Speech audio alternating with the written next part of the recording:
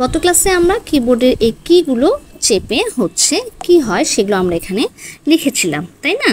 তো আজকে আমরা এই ছকটা দেখব। এই ছকে বলা আছে, চলো আমরা একটু পড়ে নিই।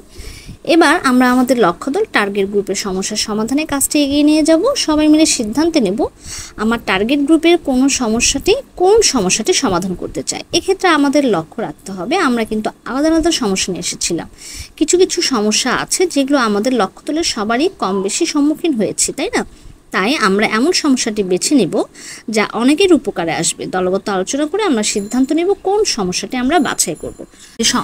যেহেতু এটা আমাদের ক্লাস ওয়ার্ক, তাই আমরা প্রত্যেকটা দল থেকে সমস্যাগুলো আমরা কিন্তু যাচাই বাছাই করে যে সমস্যাটা সবার জন্য সমাধান করতে সুবিধা হবে এবং যে সমস্যাটা আমরা কম বেশি সবাই সম্মুখীন হই সেই সমস্যাটাই আলোচনার মাধ্যমে বেছে নেব।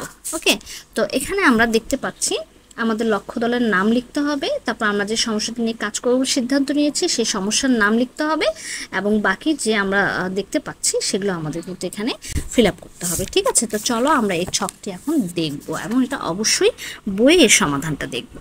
তো আমার লক্ষ্য দল ছোট বা বড় ভাই বোন, তোমরা চাইলে এখানে লিখতে পারো পরিবার। ঠিক আছে, আমরা যে সমস্যাটা নিয়ে কাজ করব বলে সিদ্ধান্ত নিয়েছি মোবাইল ফোনে গেম আসক্তি। আমরা যে কারণে সমস্যাটি চিহ্নিত করেছি তা হচ্ছে শিক্ষার্থীরা আগামী দিনের ভবিষ্যৎ। বর্তমানে শিক্ষার্থীরা মোবাইল ফোনে আসক্তি হওয়ায় হোমওয়ার্ক ঠিকমতো করে না, পড়াশোনায় অমনোযোগী, অলসতা তৈরি, হীনমন্যতায় ভোগা।